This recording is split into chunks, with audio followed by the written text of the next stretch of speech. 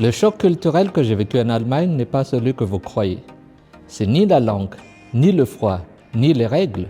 Non, le vrai choc, celui que personne ne raconte, c'est le jour où j'ai compris que là-bas, tu n'as aucune excuse. Ni pour ta vie, ni pour ton retard, ni pour ton succès. Et c'est ce choc-là qui a transformé ma façon d'entreprendre à Madagascar, en Allemagne, partout. Je vous explique. Mais avant de commencer, permettez-moi de me présenter rapidement.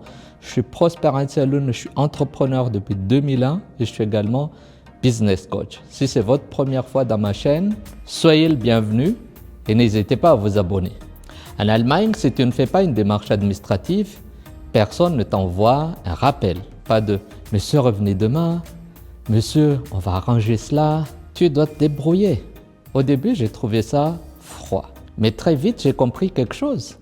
Cette culture te responsabilise. Et quand j'ai ramené ce réflexe dans mes entreprises, Kentia, Tialoun, Aweka, Taralil, tout a changé. Parce que la responsabilité, c'est la première étape de la croissance. Le jour où un Allemand te dit « je serai là à 10h », ce ne sera pas à 10h03 ou à 9h55, c'est 10h. Au début, j'étais choqué. J'ai même cru que c'était exagéré. Et puis, j'ai compris le message caché. Être ponctuel, c'est montrer du respect à l'autre personne.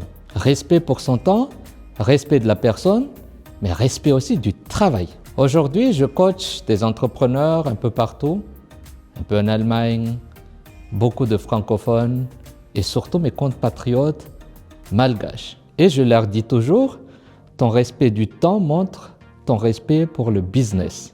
En Allemagne, tu peux vivre dans un immeuble pendant 10 ans sans déranger personne. Pas de bruit, pas de « juste 5 minutes », pas de « mais on est entre voisins ». Non, tu apprends la discipline sans qu'on te le dise. Entre midi et 14h, pas de bruit. Les gens peuvent faire la sieste.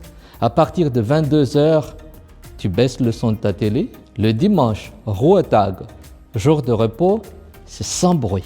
Cette discipline, je les ai appliquées dans plusieurs autres domaines. Ça m'a beaucoup aidé pour monter des entreprises un peu partout en Europe et à Madagascar. À mon avis, un bon entrepreneur, c'est quelqu'un qui avance sans bloquer les autres.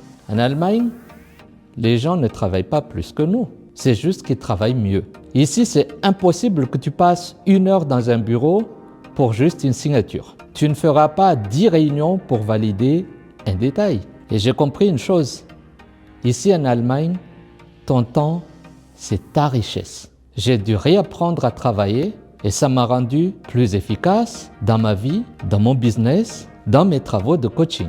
Un autre point, et ça m'a bluffé, en Allemagne, tu peux changer de métier à 40 ans. Tu peux reprendre tes études, tu peux devenir entrepreneur, même si tu as tout raté avant. On te respecte parce que tu essaies. Et ça, c'est un cadeau immense pour ceux qui veulent se transformer.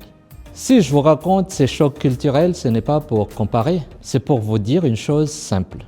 Changer d'environnement, ça peut changer votre manière de voir la vie, votre manière d'entreprendre. Et parfois, il suffit d'un regard différent pour débloquer 10 ans de progrès. Dites-moi en commentaire le choc culturel qui vous a le plus marqué, en vacances, en voyage, dans d'autres pays.